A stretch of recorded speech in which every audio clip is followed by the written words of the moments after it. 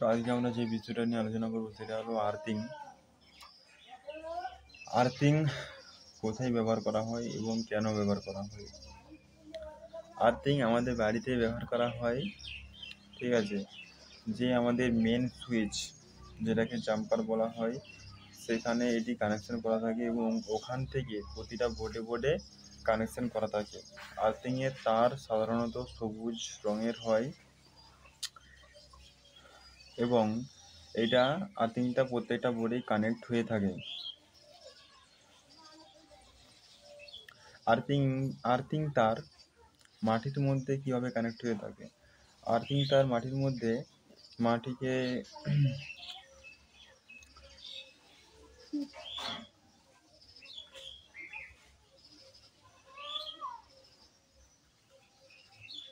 ভিজে মাটি, স্যাঁতস্যাঁতে মাটি হলে ভালো হয় এবং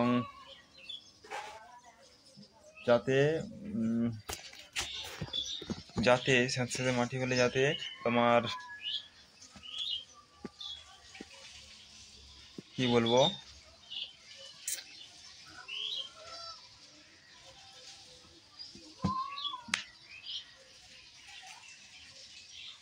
ওর যে রেসিস্ট্যান্স, ঠিক আছে, কারেন্ট ফ্লো হওয়াটাকে, ঠিক আছে, অ্যাকচুয়ালি কারেন্ট ফ্লো নয়, হ্যাঁ কারেন্ট ফ্লোই হবে। কখন? যখন স্যাঁতস্যাঁতে মাটি হবে। স্যাঁতস্যাঁতে মাটি হলে কী হবে? ওর রেসিস্ট্যান্সটা কমে যাবে এবং যত কম রেসিস্ট্যান্স থাকবে তত বেশি কারেন্ট ফ্লো হবে। আর যদি স্যাঁতস্যাঁতে মাটি না হয় তাহলে রেজিস্ট্যান্স বাড়বে এবং কারেন্ট কম ফ্লো হবে। আমি এবার এটা জিনিসটা পুরোপুরি বুঝিয়ে বলে দিচ্ছি। ধরো একটা তুমি মোটর দিচ্ছ, লাইভ আর নিউট্রাল কারেন্ট আছে, ঠিক আছে, মোটরটা চলছে।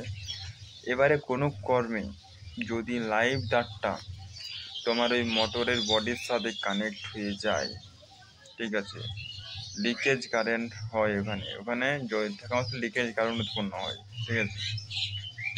তো কারেন্টটা বের হবে কি করে? যদি ওখানে আর্থিং না করা থাকে, মোটরে যদি আর্থিং না করা থাকে, তাহলে লিকেজ কারেন্টটা বেরোবে কোনটা হয়ে?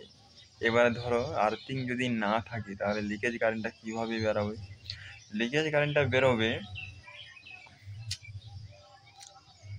ধরো তুমি মোটরটা চলছে, এবার তুমি হাত দিতে গেছো, আমি হাত দিতে গেছি, ঠিক আছে। এবার হাত দিতে যাওয়ার পর লিকেজ কারেন্টটা তো বেরাতে হবে, হ্যাঁ। তুই মাটিতে পা দিয়ে আছে, লিকেজ কারেন্টটা তোমার শরীর হয়ে বেরাবে, কারণ আমাদের শরীরে একটা রেজিস্ট্যান্স আছে। রেজিস্ট্যান্স থাকলেই কারেন্ট ফ্লো হয়, নয়তো হয় না। আমরা শক কেন লাগে? কারণ আমাদের মধ্যে রেজিস্ট্যান্স আছে, ঠিক আছে। আমাদের শুকনো চামড়ায় যদি ড্রাই স্কিনে আমাদের কারেন্ট লাগে, হ্যাঁ, তাহলে কত জানো? 1 লাখ থেকে 6 লাখ রেজিস্ট্যান্স হয়, মানে কারেন্ট তখন লাগবেই না বলতে গেলে ড্রাই স্কিনে। আর ভিজে ওয়েট স্কিন, মানে গা স্যাঁতস্যাঁতে ভিজে আছে, ঠিক আছে, এরকম যদি হয় তাহলে তোমার 1000 রেজিস্ট্যান্স, মানে তোমাকে কারেন্ট ভালোই লাগবে। আর যদি তোমার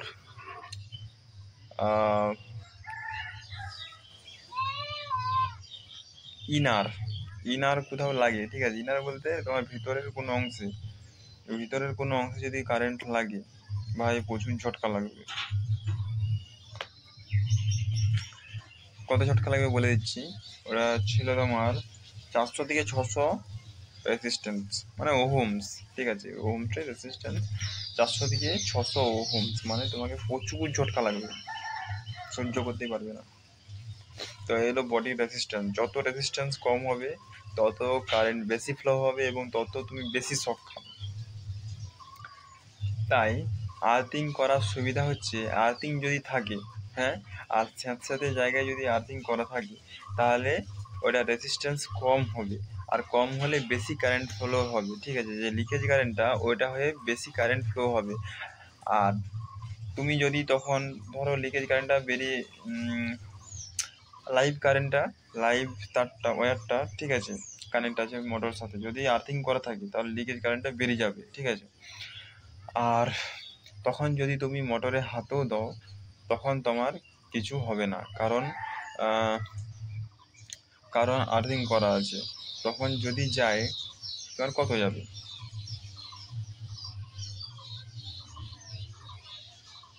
তোমার তখন কারেন্টই ফ্লো হবে না, বুঝতে পারছো? তখন তোমার কারেন্টই ফ্লো হবে না।